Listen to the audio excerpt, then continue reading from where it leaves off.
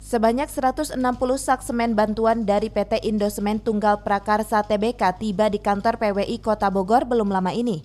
Penyerahan bantuan ratusan sak semen itu dilakukan secara simbolis oleh salah satu direktur PT Indosemen, Antonius Marcos, kepada Ketua PWI Kota Bogor, Arihta Utama Surbakti, yang selanjutnya diserah terimakan kembali kepada Ketua Panitia Renovasi Iwan Kurniawan.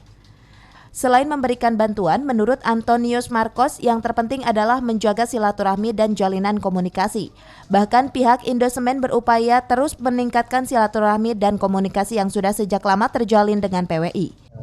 Menyerahkan bantuan semen ya, untuk membangun musola di PWI ini. Tentunya yang paling terpenting adalah menjalin komunikasi. Dan jadi pada kesempatan ini saya sangat senang bisa diundang kembali ke sini ketemu dengan teman-teman PWI. Tentunya tali silaturahim yang sudah sekian lama terjalin akan terus kita tingkatkan, tidak hanya melalui kunjungan ini, tapi melalui kunjungan-kunjungan berikutnya. Usai penyerahan bantuan, pihak Indosemen bersama sejumlah pengurus PWI dan panitia renovasi meninjau langsung progres pembangunan musola tersebut. Dari Kota Bogor, Herman Bons melaporkan.